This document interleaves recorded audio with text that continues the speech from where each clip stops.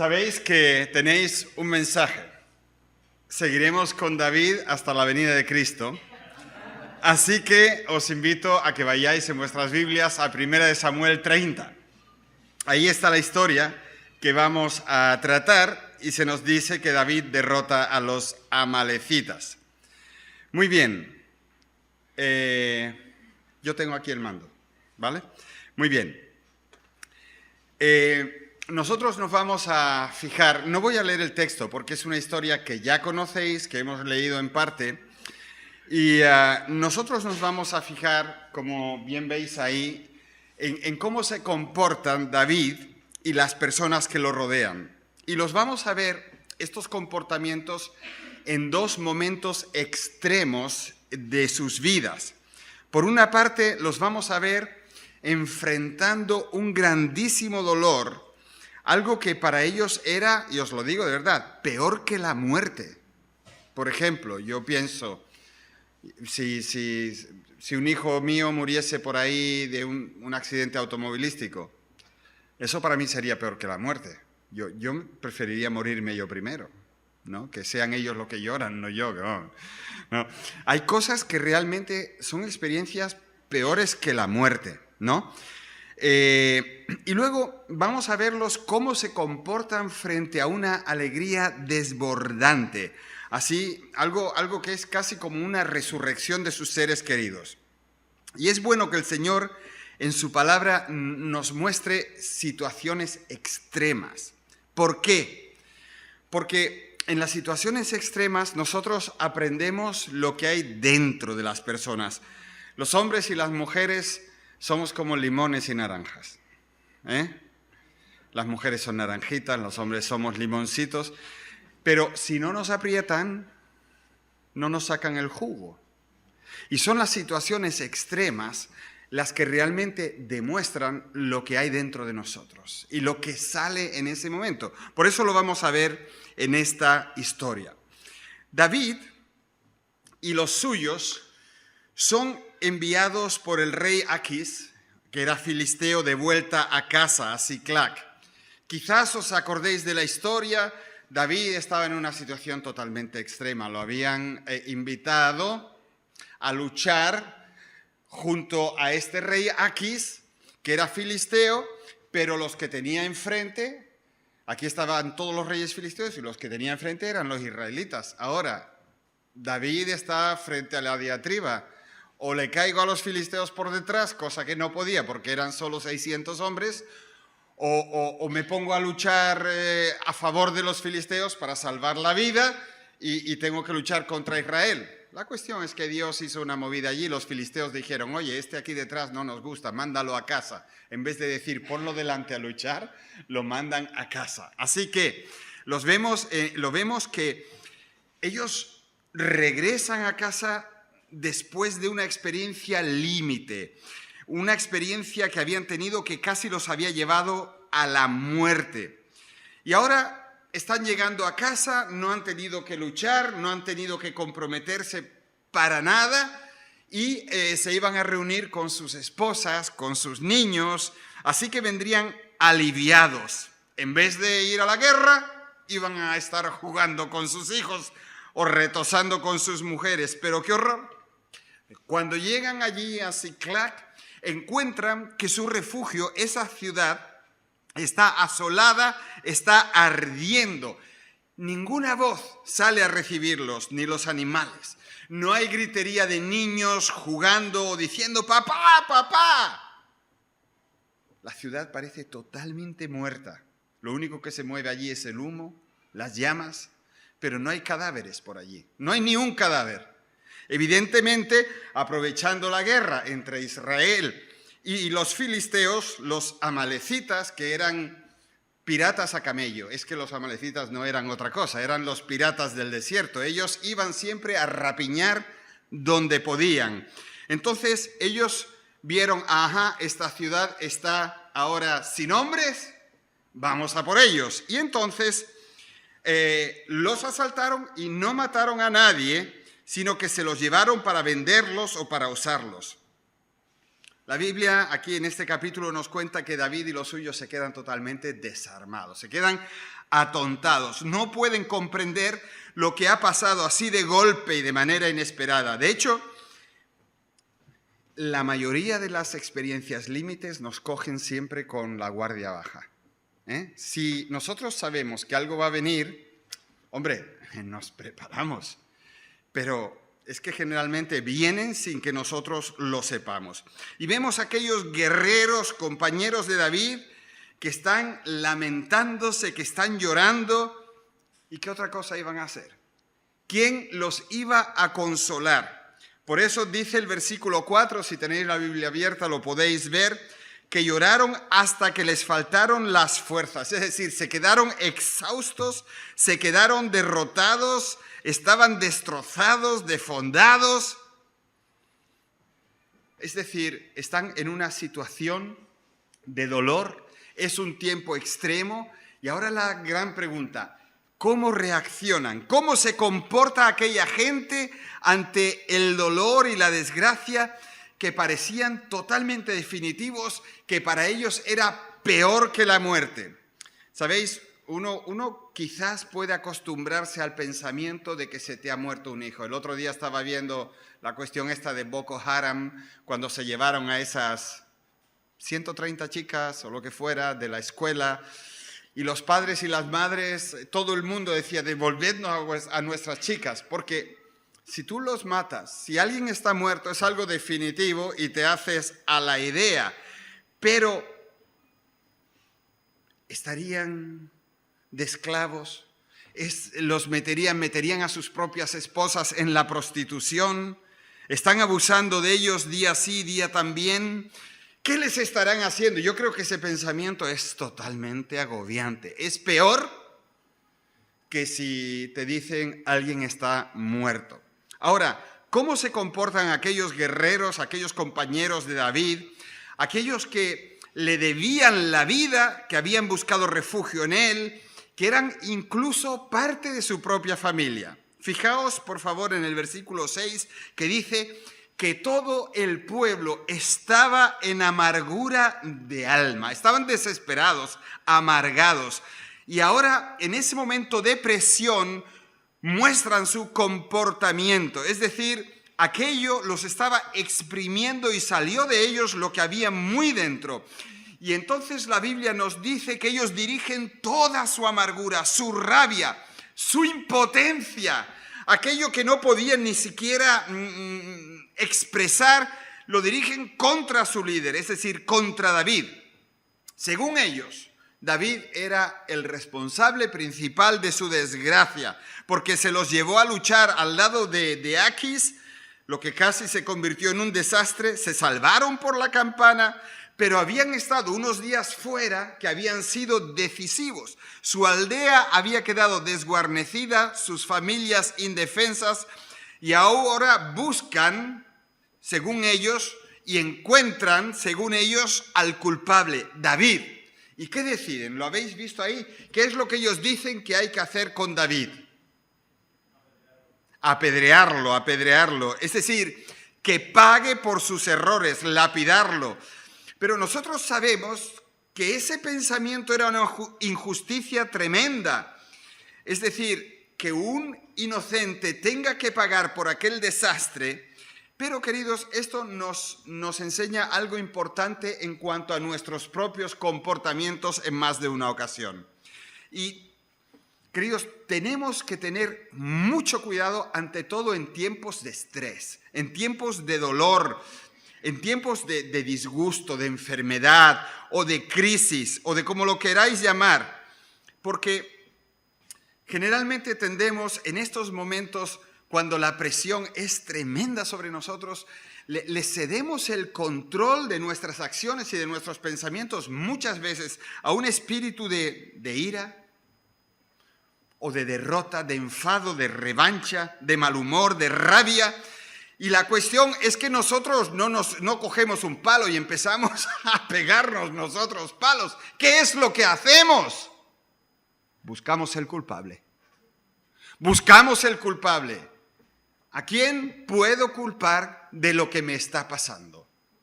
¿Sobre quién puedo ahora yo derramar mi rabia y mi coraje y todo lo que me está pasando? Y eso es, queridos, muy fácil, porque es de lo más humano. ¿Quién se acuerda de Adán y Eva? Cuando Dios les dijo, ¿pero qué habéis hecho? ¿Qué le dijo Adán?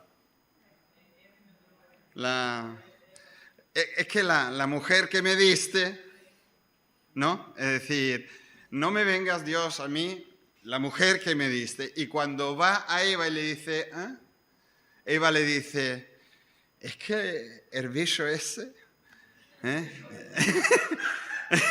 es que el bicho ese me engañó.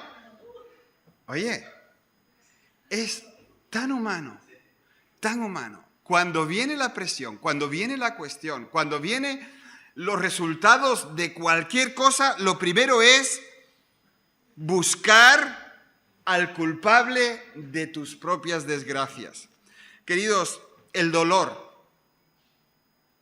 la crisis, cuando es profunda, cuando es real, genera un montón de preguntas y muy pocas respuestas. Muchísimo escozor y poco alivio. Por lo que, claro, buscamos una salida, buscamos una explicación en alguna dirección. Y eso hace que la persona asuma posiciones que la gran mayoría de las veces son injustas. El otro es el culpable. El otro lo ha hecho. Si él no hubiera, si ella no hubiese, entonces esto jamás tendría que haber pasado. Y queridos, el hombre natural generalmente explota, le echa la culpa a Dios, a los otros, a quien sea. Y malo es que uno está tan rabioso, tan enfadado, tan confuso, que lo que dice o piensa no tiene ni pies ni cabeza. Se dicen barbaridades y generalmente se es profundamente injusto. Y queridos, en tiempos de crisis de verdad, es más que necesario que nos fijemos en lo que hace este hombre, David. ¿Qué hace David en sus tiempos de dolor? ¿Cómo se comporta? ¿Nos da una buena o nos da una mala lección? Porque la lección que nos dan sus compañeros es fatal. Es fatal. Cuando hay dificultades en un matrimonio, ¿quién tiene la culpa? ¡El otro! El otro, por lo menos cuando vienen a hablar conmigo siempre es el otro. Cuando hay dificultades criando un hijo, ¿quién tiene la culpa? Mira, desde la vacuna que le han puesto, hasta el médico que lo ha visto, el maestro que tiene, los amigos que lo influencian, etcétera, etcétera. Nuestro niño no tiene la culpa. Nunca. Cuando nuestro hijo se pelea, ya no son de esa edad, pero vosotros tenéis algunos que se van a pelear y sacar los ojos. ¿Quién tiene la culpa? Pues naturalmente el maestro que no los ha mirado, así que hay que ponerlo a juicio. El otro niño que casi le saca el ojo de una patada. Tu niño no. Tu niño es el santo. ¿Conocéis la película del santo? Así vemos a nuestros niños, ¿no? ¿Eras tú, Benjamín, o era otro de mis hijos cuando me vinieron a decir que tu hijo muerde? Y yo digo, mi hijo no muerde. ¿Cómo va a morder mi hijo? ¿Eras tú o era tú mordías, no? No puede ser. Eso es que algo está pasando, ¿no? Queridos, qué fácil es. Ten cuidado, Julián, que no sabe. Ten cuidado.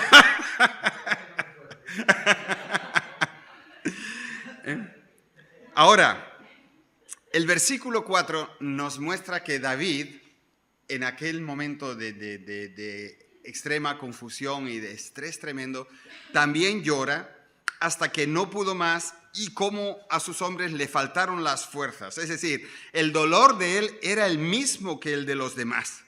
También se habían llevado cautivas a sus 2 mujeres. Es decir, que estaba súper triste. Y a eso se le añade el hecho de que los demás, al canalizar su frustración y su tristeza y agresividad, ven a David. y le añaden dolor al dolor. Él no solamente había perdido todo como los demás, sino que encima le echan la culpa. Entonces, en un momento de esos, tú te puedes dejar llevar por la furia santa, coger la espada o sacar la honda, como David, que tenía una puntería que no veas, y matar a 3 o 4. Oye, y paz, tranquilidad, no te acerques a David porque te corta la cabeza. Pero no, él tiene una medicina diferente en cuanto al dolor. Y lo que él hace, y nos explica este capítulo, es que en ese momento supremo de dolor y de confusión, él se acerca a Dios en oración, busca el corazón paternal de Dios, busca su consuelo, busca su guía. Versículo 6, pero David, dice, se fortaleció en el Señor su Dios. Y eso me encanta, lo de su Dios, porque aquello era una cosa muy íntima, muy personal. Él necesitaba algo que tocara su corazón, necesitaba que su Dios, aquel a quien él conocía de una forma íntima y personal, lo socorriera y le diese fuerzas en una situación tan extrema como aquella. Y vemos que la diferencia con los demás es más que obvia. Ellos se comportan como recipientes de testosterona. Y claro, cuanto más testosterona, más buscas al culpable para sacudirle y decir, tú tienes la culpa por lo que está pasando. Y a mí me parece tremendo porque son sus amigos con los que él se está enfrentando aquí o los que le enfrentan a él, y eso duele. Son hermanos de él, eso duele más aún. Son su gente de confianza. Yo no sé si os acordáis qué hizo Abisai con él. Abisai, ¿os acordáis? Bajó al campamento de Saúl, fue con él hasta el mismísimo lugar donde estaba Saúl durmiendo. Es decir, ese hombre arriesgó la vida con David. Pero David está solo aquí, no tiene a nadie al lado. Son gente tremendamente cercana la que quieren matarlo. Pero David sabe que hay un lugar en el que él puede encontrar, en medio de esa tormenta, él puede encontrar tranquilidad, consuelo, paz, guía y ayuda, aunque no haya ni una persona que lo apoye, ni que le sea fiel, ni que lo ayude. Porque, queridos, aunque la gente nos falle de una forma radical, Dios es fiel. Dios es de confianza.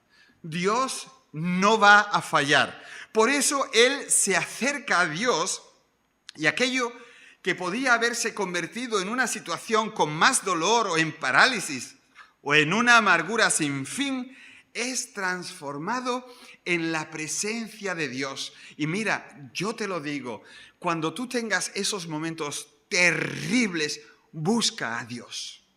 Porque si no, tú vas a caer en lo que caen todos. Es decir, te peleas hasta con tu sombra, te llenas de amargura, de rabia, estás totalmente destrozado y eso te puede hacer más agresivo, te puede dar una parálisis total, que no. Pero si tú vas a Dios, las cuestiones van a cambiar, porque Dios no depende de tus buenos humores cuando tú vas a Él, no depende de cómo tú te sientas, sino que todo lo que tiene que ver con Dios depende de que nosotros busquemos en Él realmente eso que estamos necesitando. Y amados, es el comportamiento de David el que debemos de imitar en momentos de dolor y en tiempos de pruebas, y no el comportamiento de sus amigos, familia y compañeros. Cuando estemos tristes y atacados, cuando tú te sientas por los suelos, cuando la situación nos supere con creces, no vamos a quejarnos de los demás. No vamos a enfadarnos con el que se nos atraviese. No vamos a descargar con el que más cerca tengamos, aunque lo hayamos hecho o aunque los demás lo hagan. Porque ese es el comportamiento del mundo y es un comportamiento destructivo y es un comportamiento pecaminoso que le echa la culpa siempre a los demás. Todo nuestro dolor y tristeza debemos de canalizarlo hacia el Señor, porque Él promete que nos puede dar paz, que nos puede dar guía, que nos puede dar fuerzas. En fin, lo que David encontró, precisamente lo que él encontró en Dios. En Dios recibió nuevas fuerzas. En uno de sus salmos, David escribe, era un poeta, ¿no? Dice que le gustaría tener alas como de paloma. ¿Y sabéis para qué? En ese salmo dice, más o menos, para remontarme sobre todo y huir de mis enemigos. Pero más adelante es el Salmo 55. En el mismo salmo, en el versículo 22, dice, echa sobre el Señor tu carga y Él te sustentará. No dejará para siempre caído al justo. Mira, huir tampoco es una opción. La opción del creyente es Dios, su presencia, su consuelo, su paternidad. David recibió fuerzas y valentía de parte del Señor. La tristeza no lo pudo maniatar. Y la victoria que Dios le da a raíz de aquello, en esa situación tan compleja, es algo maravilloso. Y la verdad, nosotros nos podemos preguntar, vamos, ¿qué hizo Jesús en sus horas más oscuras? ¿Qué es lo que hizo? Yo lo veo en una de sus horas más oscuras en Getsemaní. ¿Qué hizo él? Orar, buscar al Padre, ¿verdad? Y cuando lo vemos en la cruz, ¿qué hizo? Orar al Padre. Él sabía dónde tenía que ir y él lo hizo, buscándolo en sus últimos y más dolorosos minutos. Así que en David tenemos un ejemplo muy cristiano, ¿verdad? Mira, cuando te pase algo que te duela mucho, lo primero, cierra los ojos y habla con el Señor. No si estás conduciendo, eso ya... Porque a veces en el coche pasan cosas muy duras. Ahora, vamos a observarlos en tiempos de alegría, porque esa historia es la que sigue aquí. Dios le habla a David y le dice, persíguelos, los voy a poner en tus manos. Y entonces ellos hacen una especie de maratón militar y van pam, pam, pam, pam, recuperando días, hasta que se acercan al enemigo, ¿no? A los amalecitas que se habían llevado a todos los suyos. Y cuando ellos recuperan eso, pues hay una alegría tremenda entre ellos. Y en esa alegría vemos otra vez dos clases de comportamiento. Porque claro, los momentos extremos no son solo momentos de dolor y de estrés, sino que a veces hay alegrías extremas, ¿eh? Una victoria tremenda que tú dices, no, Dios, gracias, ¿no? Estuvimos hablando con una chica hace un par de días, hablando por teléfono, ella nos llamó y es una chica que nosotros queremos mucho.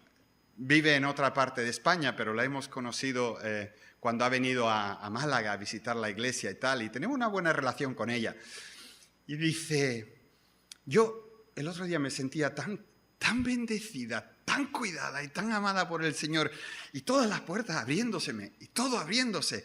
Dice que me senté en la puerta de una casa y me inflé de llorar. Momento de alegría tremenda, no podía más, y tuvo que ponerse a llorar y agradecerle al Señor lo bueno que estaba haciendo con ella.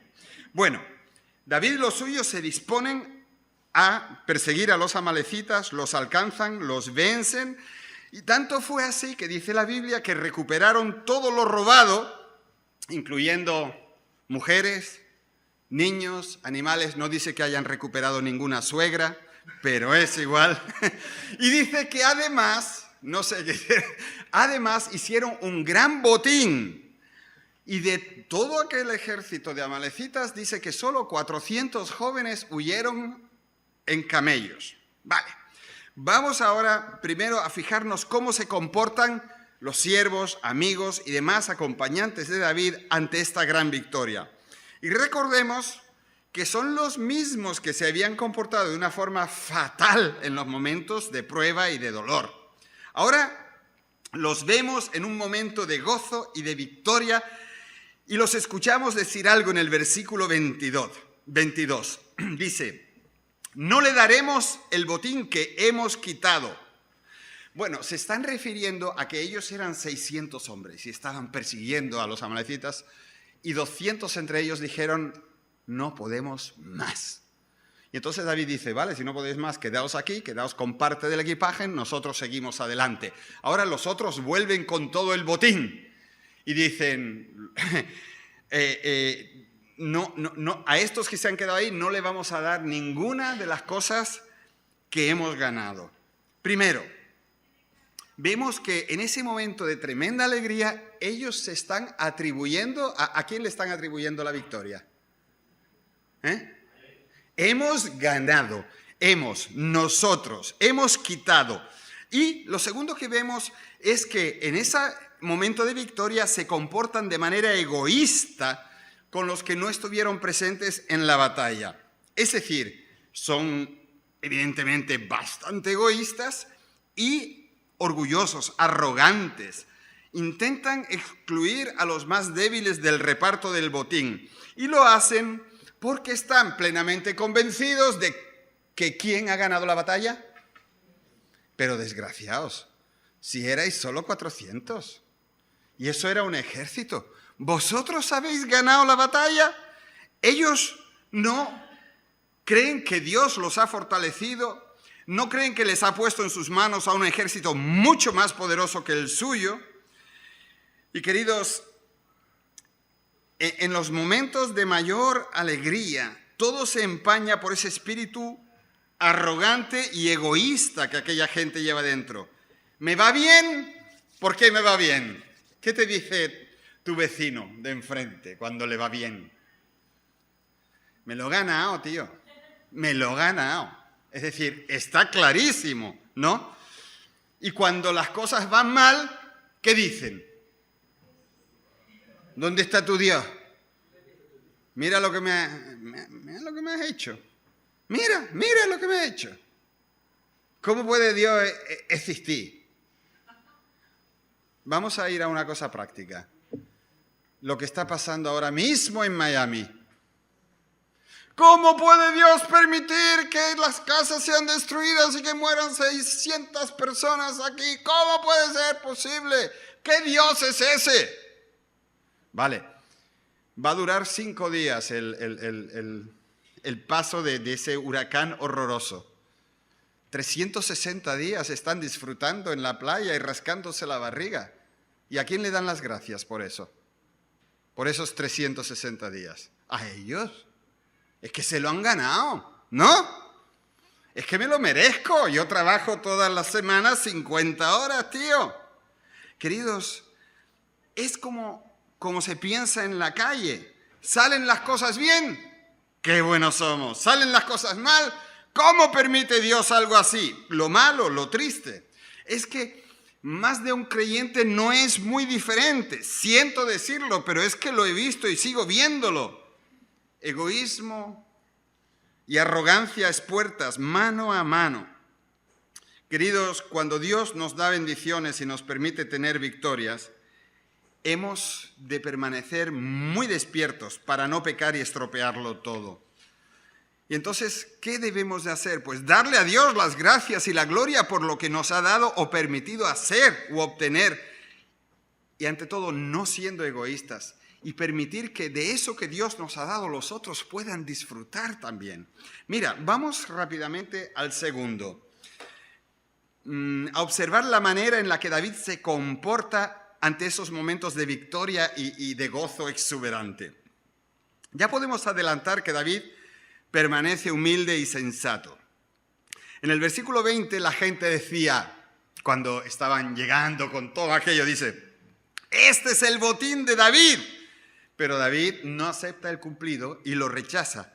En el versículo 23 dice, lo que nos ha dado el Señor, quien nos ha guardado y ha entregado en nuestra mano a los merodeadores que vinieron contra nosotros. Es decir, David en este momento de victoria que él podía subirse, lo que hace es que le da al Señor la honra y el crédito por todo lo obtenido.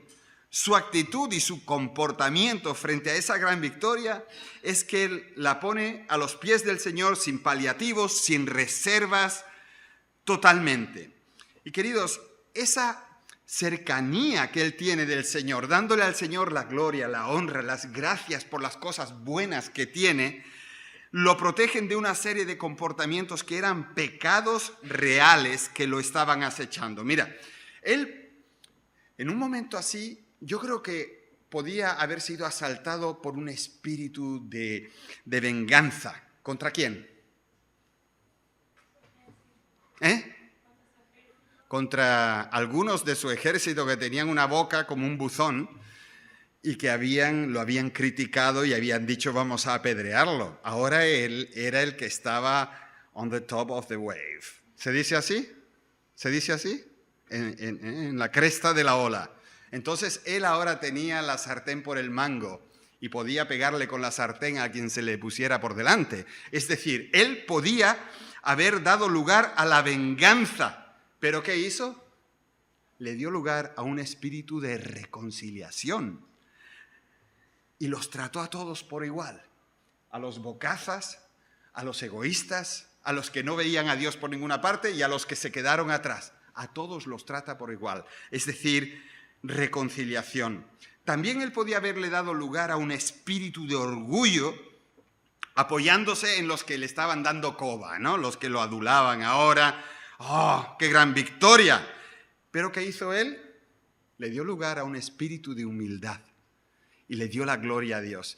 El otro día tuvimos una reunión en la iglesia de pastores y de ministerios. Fueron unos 50 pastores y ministerios y por lo menos 15 vinieron a felicitarme por el local. No sabéis lo mal que me sentía cada vez que me felicitaban por el local. Porque ese local no tiene nada que ver conmigo. Eso es un local que el Señor nos ha regalado, lo ha financiado el Señor y se lo han currado los hermanos. Yo no tengo nada que ver con eso. ¡Felicidades, Natanael! Y yo, no quiero. Porque eso, cualquier cosa, queridos, tu piso, tu coche, todo lo que tú creas que es digno de alabanza, todo lo bonito alrededor tuyo, es un regalo de Dios. Y nosotros tenemos que verlo así y atribuirle a Dios toda la gloria y decir, Señor, gracias porque tú me lo has dado, ¿no? Él podía también haberle dado lugar a un espíritu de codicia, recortando beneficios a los que no habían ido a la batalla. Le vamos a dar solo la mitad, pero él le da lugar a la generosidad y dice, todos por igual. Y a partir de ahora voy a hacer una ley que los que se quedan guardando los enseres van a recibir lo mismo que los que van a primera línea de batalla. ¿Cómo pudo obtener todas estas victorias? Porque tanto en momentos de dolor y de crisis como en los momentos de alegría y de victoria, este hombre se apega al Señor, lo busca, lo consulta, lo obedece. Y eso es una lección tremenda, queridos. ¿Estás aquí? En la cresta de la ola, pues estás más cerca de Él para alabarlo. Estás en el fondo del mar, es cuando más lo necesitas y más debes de alabarlo y de buscarlo, lo que Él te quiera decir. Y queridos, yo creo que el comportamiento de David en esos momentos de victoria total son una tremenda lección para nosotros. Permanecer humildes, ser generosos, buscar la reconciliación. ¿Sabéis? En Génesis hay un versículo de estos crípticos, de los más difíciles y más raritos, porque parece como que lo han puesto ahí con pinzas. Dice en Génesis 4:7, si bien hicieres, ¿no serás enaltecido? Y si no hicieres bien, el pecado está a la puerta. Con todo esto, a ti será su deseo y tú te enseñorearás de él. Es decir, nada más que nosotros pisemos la calle, se nos ofrece el pecado como una prostituta con todas sus supuestas ventajas, sus brillos y sus atractivos. Pero su final es muerte, separación de Dios, dolor sin fin. Por eso le pido al Señor que Él nos ayude en los momentos malos de crisis horribles, que no se lo deseamos ni a nuestros enemigos, que nos ayude a ser gente que lo busca a Él para no pecar, para no hacer daño a los que tenemos alrededor y a nosotros mismos. Y que cuando nosotros obtengamos victoria, que no vayamos de sobrados, sino de agradecidos, ¿verdad? Yo también me pregunté, ¿cómo se comportó Jesús en sus momentos más gozosos? Y lo encontré, sabéis que hubo en la teología antigua, en la Edad Media, hubo una tremenda discusión sobre si Jesús se reía o no. ¿Lo sabíais? ¿Verdad? ¿Tú lo sabías, Mercedes? Fueron unas discusiones y hay unos tratados de eso, ¿no? Unos decían que no, que él sí lloró porque está puesto, pero que él no se rió nunca porque la risa, no sé qué, no sé cuánto, algo demoníaco eso de la risa, ¿no? Pero en la Biblia dice que el Señor, Lucas 10:21, en aquel momento Jesús, lleno de alegría por el Espíritu Santo, dijo: te alabo, Padre, Señor del cielo y de la tierra, porque habiendo escondido estas cosas de los sabios e instruidos, se las has revelado a los que son como niños. Sí, Padre, porque esa fue tu buena voluntad. Queridos, cuando Él está triste, Getsemaní, la cruz, su mirada se dirige al Padre. Cuando Él está aquí lleno de gozo, ¿qué está haciendo? Hablando con el Padre. Y esta es una lección que el Señor nos quiere dar a nosotros, porque con David y con Jesús estamos en muy buena compañía. ¿Amén? Amén. Pues hasta aquí hemos llegado.